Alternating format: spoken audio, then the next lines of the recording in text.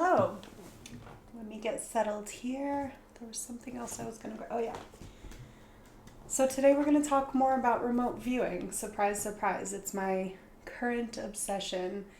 And today I'm going to dive into some of the tips and tricks and experiments that I've been doing with my own remote viewing practice.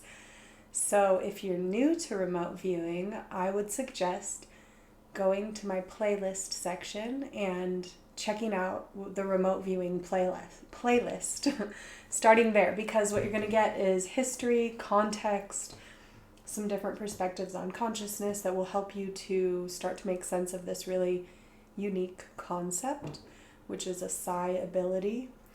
And if you're here watching this video now, I'm just going to go into it assuming you already know a little something about it. So again, check out those playlists and then come back to this afterward. Welcome back to Shock's Talks. I'm Shakti, and I've been practicing remote viewing on social-rv.com. So this is the site that allows me to look at actual targets and get feedback on my sessions. And as of today, I've done 40 sessions. So what I want to chat about is just what I'm learning, what I've learned so far in these 40 sessions, and little games that I'm trying out. And then I'm really hoping that you'll comment and let me know what your special techniques are, or point me to a video or a lecture or an interview that has something of value, because this is kind of new territory for me, like really digging into it. And I've taken a workshop in the past and I've read a lot about it, but like this is the practical application of everything I've learned. And there's just so much more to learn. And as with all the psi abilities, there's so much room to innovate. You know, we're so limitless. The truth is our consciousness is limitless. So once we start to tap into the functions of consciousness and really begin to play around with what we can do, it's pretty exciting stuff. And it's so cool how like one thing will feed into another, one practice will strengthen another. And this has been really comforting to me lately, because my dog left his body a week ago. And because I'm constantly steeped in these anomalous studies and constantly learning about consciousness and the nature of reality. Oh, that was my freezer. I don't know if you heard it. It distracted me. It's trying to make ice. That reminds me to hydrate.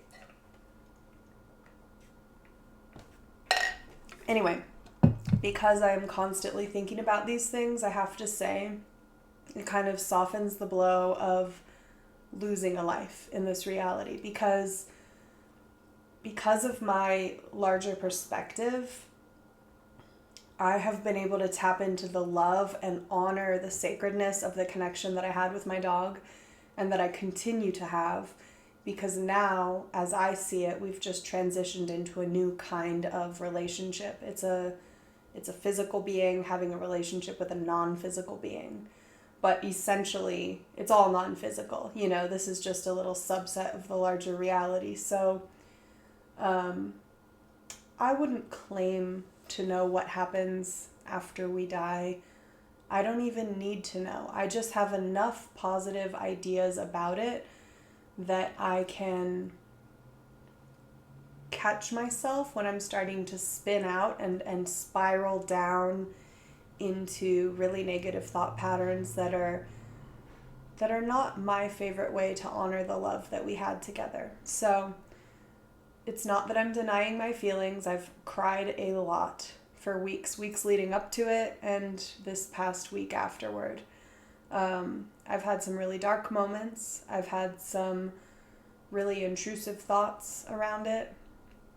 And I've observed all of them, and I've entertained them all, but I have not spun out. So what I mean is, like, if a negative question comes into my mind, like, did you make the right decision? Did you do it too soon? Or did you wait too long? Did he suffer too long? Or should you have tried to fight harder? You know, and all these questions are coming into my mind.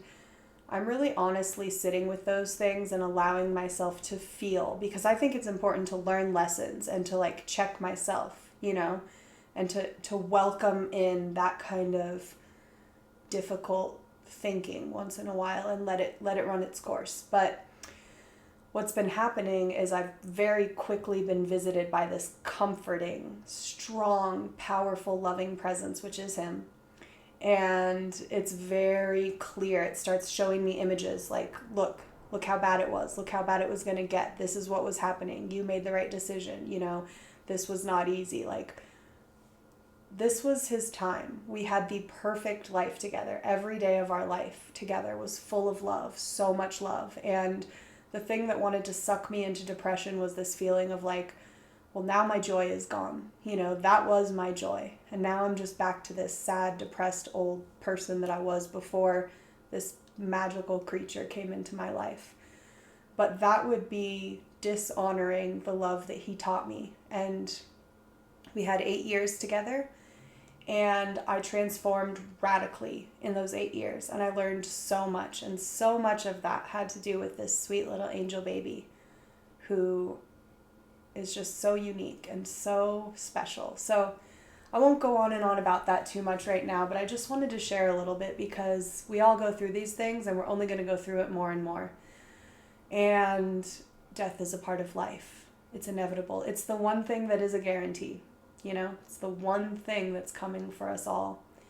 And it's important to sit with that and to feel it. And yeah, it's heart opening,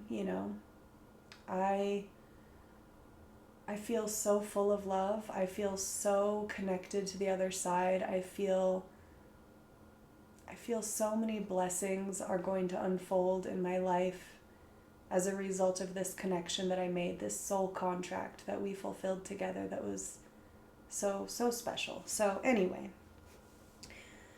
it's the season, we're moving into the fall, we're moving into the season of the witch, we're moving into the spooky season, and then the dark time, winter, and it's a beautiful, beautiful time. I am definitely one of those spiritual people who embraces the full spectrum of energies, light and dark, above, below, within, without. And I love the darkness. It's comforting, it's soft, it's enveloping, it's deep, it's grounding, and this is our time. So these are the things that are on my mind as we go through this transitional time, seasonally and in my own personal life.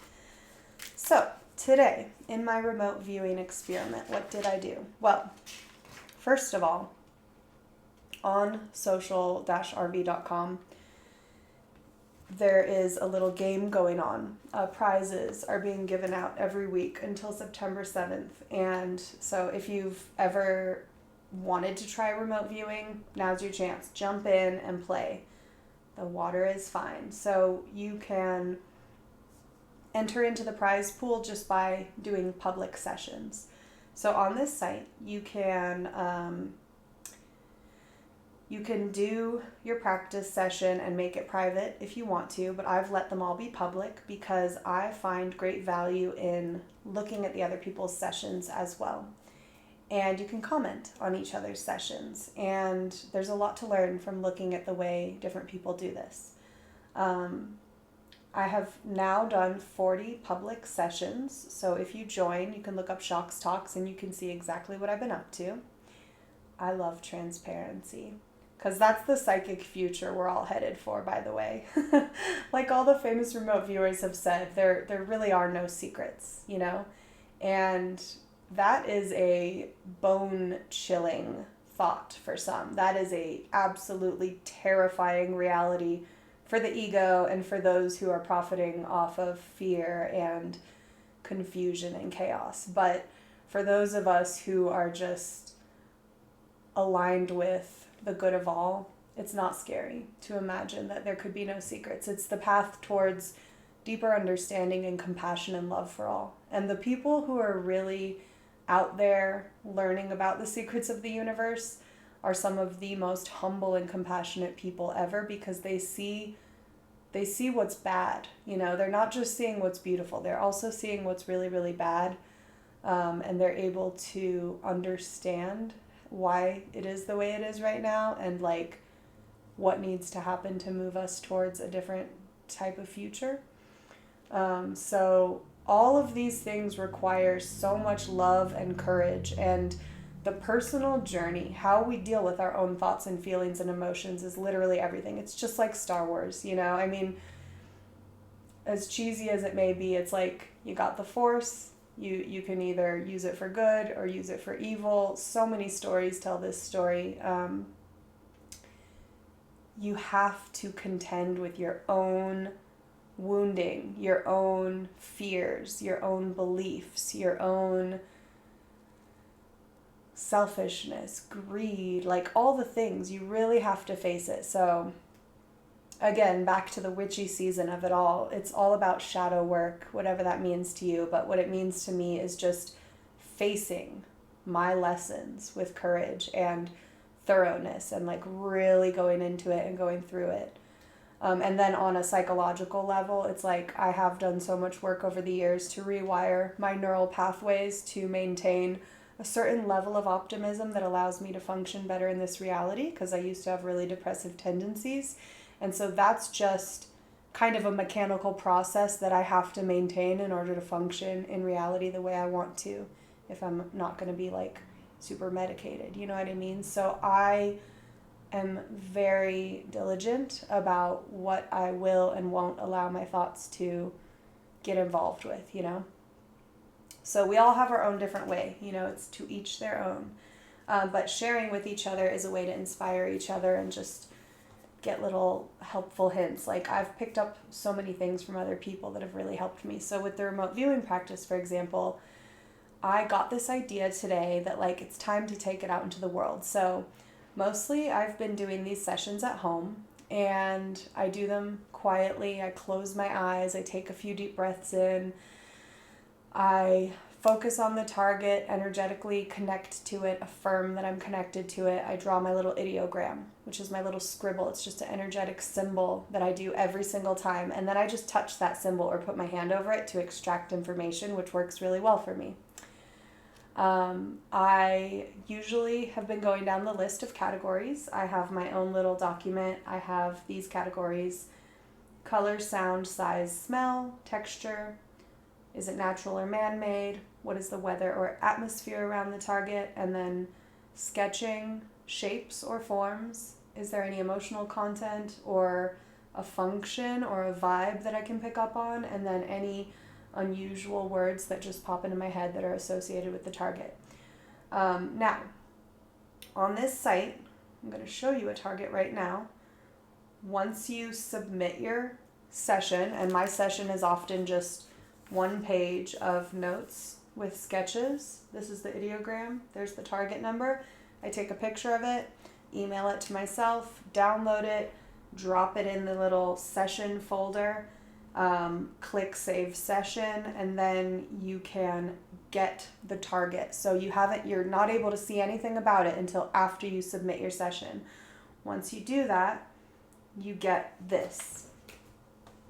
It's a picture and some text. Now, the text can be a big chunk of text. It can be one sentence. It can just be the title of something. The target can be as simple as a pineapple or as complex as this tunnel boring machine called Bertha from Seattle from 2013. I'm learning about all kinds of different things that I never even knew about. So a lot of times you're examining a target that your mind wouldn't even be able to pull out of a grab bag because you've literally never thought of it or seen it before. So that's a really fun thing about this, you know. It's just like, that was random, you know. It's like the targets are great on this site. So today, what I did is I decided to go to a cafe, a crowded cafe, order a coffee, get some breakfast, and do my remote viewing sessions in public. No headphones, no blindfold, no meditation, just do it, you know, don't overthink it. And I'm really trying to keep myself agile with this practice. Like, I don't want to become so pristine that I can only remote view under these perfect conditions, because that's never going to be practical. You know what I mean? So I'm testing myself. Can I remote view with a glass of wine in me? Can I remote view with a little bit of weed in my system? Can I remote view first thing in the morning? Can I remote view when I'm tired? I tried it when I was emotionally distressed this past week. I tried it in the middle of the day on a lunch break. I tried it, after doing my tarot meditation and tarot journaling. So I'm just switching it up, trying to see, can I really practice this skill under all conditions? Then I know that I've mastered it. And I'm nowhere near a master, let's be honest. I'm getting good hits, but what I have not accessed yet is this bilocation kind of remote viewing where it's like you're in your body and you're aware of your surroundings, but you're also simultaneously aware of the target in a fully immersive kind of way. That's the goal. And my other big goal is the actual out-of-body experience where I could go and view a target at will if I wanted to, So one thing about me is that I do not see a whole lot of crystal clear, colorful visuals when I meditate. I don't see a whole lot of anything. It's very dark. A lot of the extrasensory information that I pick up is very subtle. And I'm learning to turn up the clarity and the awareness on that. So I want to start trying things like turning a dial in my mind's eye to like brighten the light in my mind. Or I've heard that some mind sight people are more successful when they do the blindfold outside in the sunshine, because for some reason the sun's light and power, it like permeates, it does something to the mind or the third eye or whatever. I might try that. It's okay because I'm finding other ways to access the data, but I do want to move towards that goal of being able to see something clearly in my mind's eye.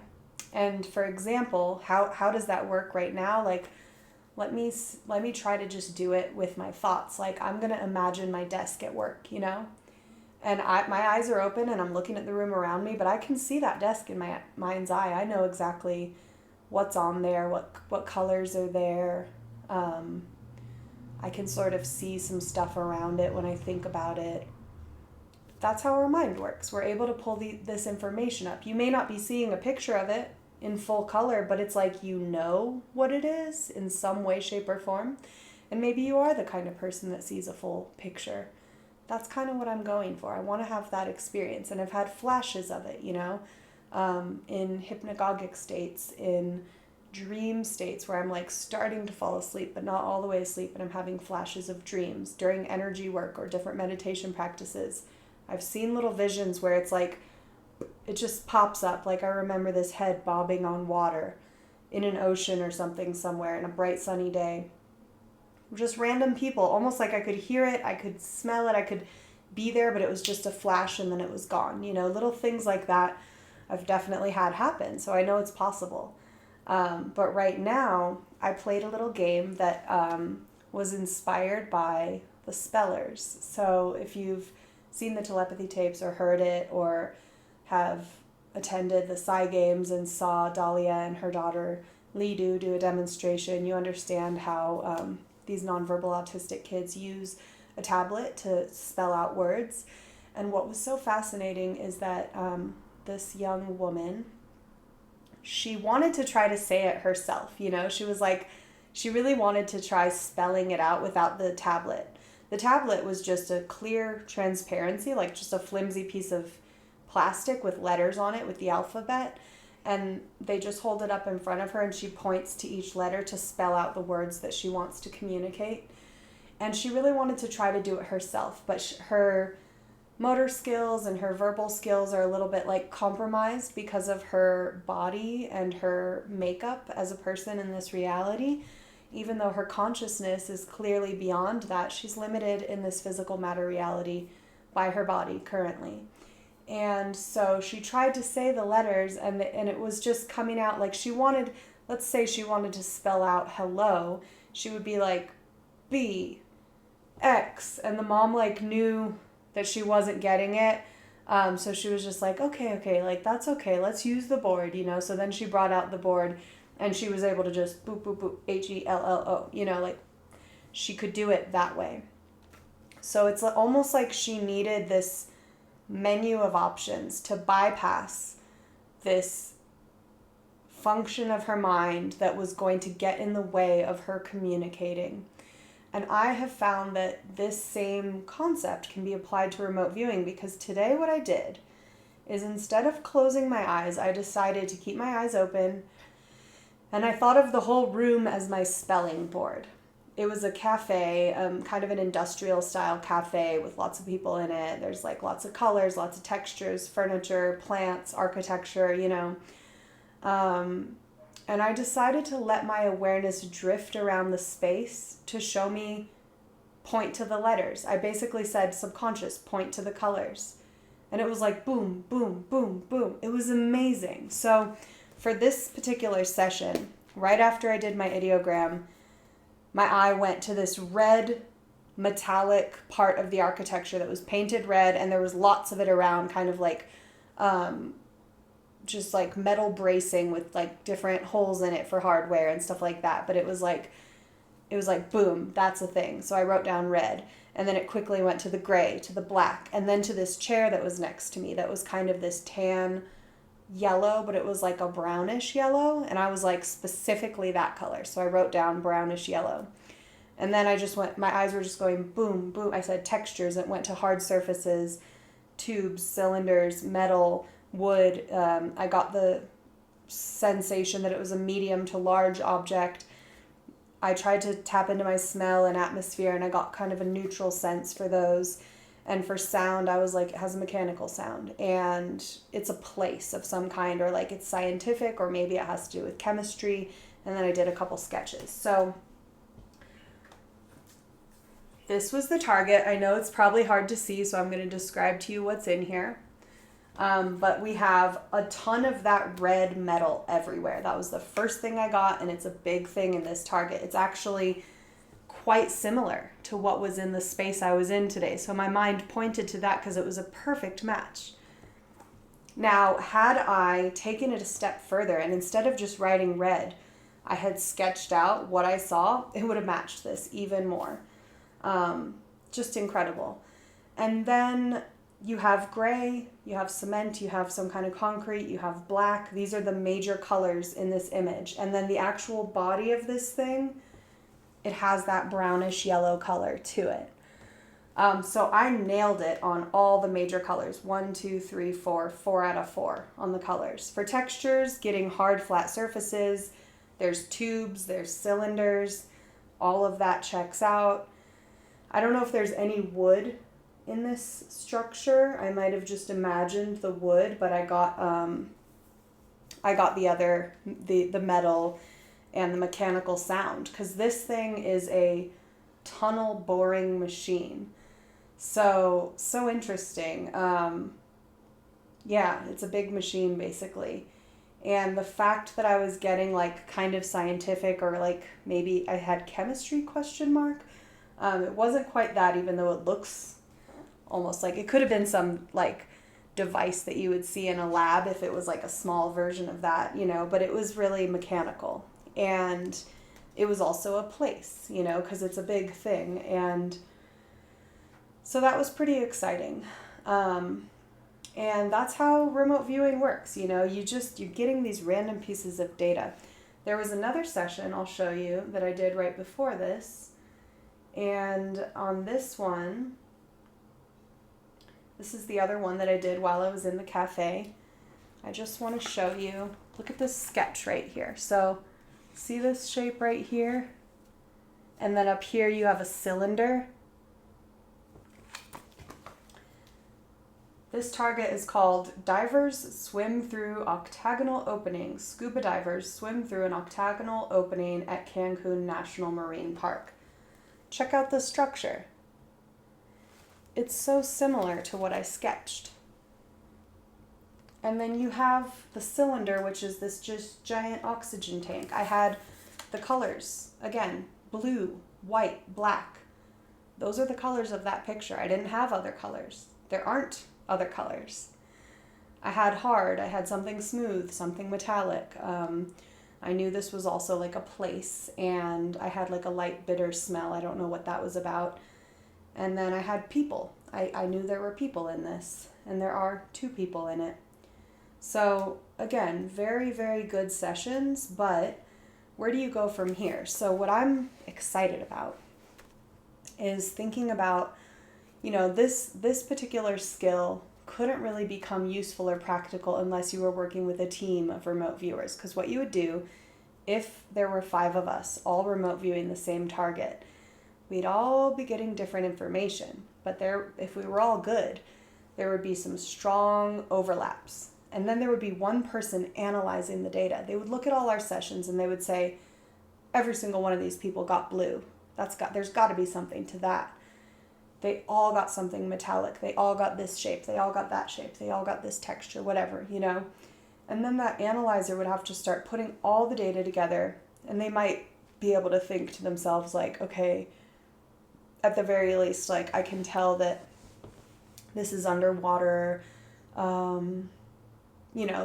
might have had more data about the function or the vibe or things that were happening here that could take it even further.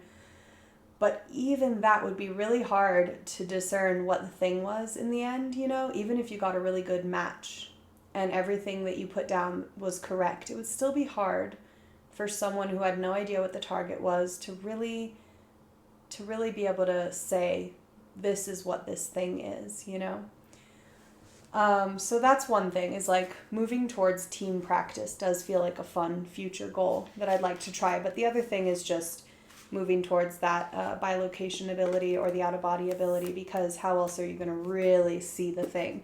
And for some of us, we're going to see the thing and we're still not going to know what it is. Like, even if I was out of my body flying around that big tunnel digging machine, I wouldn't know what that was. Like, nothing in me has that information, so I would still have to be probing out into the void with my consciousness to get more of the information around it. I would see it, I could probably sketch it perfectly. I could probably sense, like if I was out there hovering around it, I'd be able to like come back and like get a lot of accurate data about that target. But if I didn't see it doing its job of digging holes, how would I know what it was for? I would have to probably listen to what the conversations were that were happening around that machinery. I would have to zoom in on one of the workers and like look at their name tag. I would have to look at it from all different angles, So once you get really advanced, I think those are the kinds of things you can do. Is you can change the angle, you can change how you're looking at it, what you're looking at, you can tap into different aspects of it. I picked up on this notion recently of like remote hearing, and I was thinking about the fact that when people do, oh, I have a sneeze coming. When people do the mind sight technique, they open a window, and I was thinking about opening windows with your ears, basically, and how I really feel like I have access to that even more so than like the visual data. I'm really good at like, I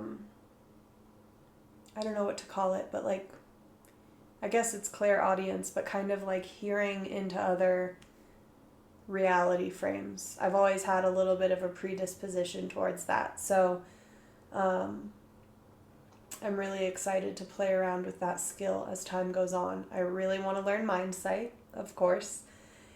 And I just want to keep playing. I just feel like it's fun. It really grounds you in the reality that there's something to this. There's that all this theory that we've been talking about, for all of Shock's talks, it's been UFO deep dive into remote viewing into consciousness, and basically this is me getting to have these experiences for myself, not by accident, but through my own free will, and that's what's exciting to me, because a lot of us have experiences throughout our lives, but it's like once you grab a hold of it and harness that power and start to play with it, that's when you get to the next level.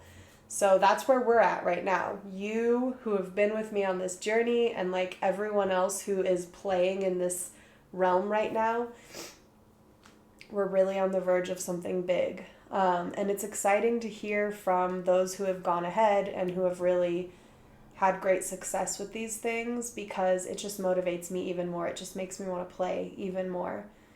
So on this socialrv.com website, like I said, they're doing prizes. So this week, there will be 3 prizes, and they'll be based on our 5 best sessions in the past week. So obviously, the more you do, the more you increase your probability of having a good set of sessions. I had some pretty good ones this week, so I'm kind of like, oh my God, what if I won? Or what if I got like one of the places? Like, how cool would that be, and how fun and how motivating? But even if I didn't, I'm really excited to see who does, because when I see who wins, I'm going to go look at their session and see what they did. And it's just like something to keep you feeling playful about it, because it's easy to get in your head. It's easy to feel like really bad if you're not getting good results. So I have to kind of trick myself into just doing it and doing it and doing it and not caring if I fail and not caring if it's messy. And that's why I'm changing the conditions all the time, because I'm really trying to keep myself out of being precious with it. I'm just like, just do it. Don't worry about it. Don't think about it. Like, sometimes when you're distracted, it works even better. That's the crazy thing. Like, the cafe sessions were my best. They were better than when I'm just at home sitting in silence. So I do think that it's a practice makes perfect kind of thing. There will always be times where we just don't do it. We don't do it right. But when you start to see how many times you can hit the target, it's like, it just feels incredible. So I'm having so much fun with this practice. And again, it's helping me to stay in touch with this anomalous reality that literally gives me life. It's like, this is what keeps me out of depression. This is what keeps me out of despair. This is what gives me my inspiration. It makes me feel like life is big and magical, and there's so much good just around the corner, and it's up to us to be the ones to bring that into this reality. And for some reason, I feel like understanding our human potential and really practicing and stretching ourselves and thinning the veil ourselves through our own free will is like really where it's at. So yeah, that's where I'm at today. I want to continue talking about like the things that I try with remote viewing, so I will continue to share. And like I said, I really hope you'll put it in the comments if you are playing around with this stuff too. Like, let's help each other out. Like, yes, there's a competitive little edge to it where it's like you might want to be better than someone else, or you might want to keep your secrets close. But like I said, I'm all about transparency. So if I find out something that works, I'm going to share it with you. And if you're that kind of person too, then lay it on me. I want to know. Like, I remember a class I took, somebody said they walk downstairs in their mind's eye, and then the target is behind a door. And when they're ready to start viewing the target, they open the door, and then it's like, what's your first impression of what you see when you open that door? And I tried that in those classes that I was taking. It was like, oh, like I see the ocean right away, boom. Or like, oh, I see that it's really bright right away. Like, in your mind's eye, it just, sometimes you need a prompt to trigger that kind of data popping up, Asking yourself questions is a great way to do it. Like, someone said it's kind of like interviewing the subconscious. So I'll just say, like, what are the colors of this target? What are the textures? When I go to do textures, I do this. I put my hands in front of me and I start feeling, and I'm like, oh, okay, there's something swoopy and roundy, or like I feel these little clumps, these tufts, kind of. What is that? In one of them, it turned out to be somebody's hair, and I was like, that's so funny. Or like sometimes it'll be like little trees, the tops of trees, or like, oh, this is really like ridgy. But like, you can just pretend you're just sticking your hands in that box and feeling the target. It's so fun. The smell and the sound one, it's like, I'll just take a breath in, like, what is the smell, And sometimes you'll pick up on a smell in your environment, and your brain will say, well, that can't be it because that's in my environment. But actually, it's just like the color game I was playing earlier. It's like your consciousness is smelling everything in the environment, but it's filtering out that one sweet note because it wants you to think about that.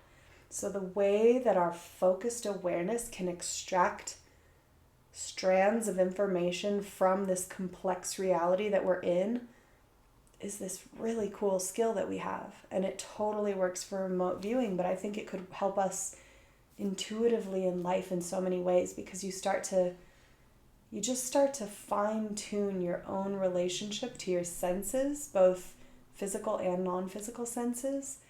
And we're learning how to distinguish between valuable, intuitive information that is telling us something and just the noise. It's all about that clarity and like pulling up some truth or something important from this cacophony of information that we exist within at all times. So, super fun stuff. All right. I ordered a book by Leslie Kane. It's called Surviving Death.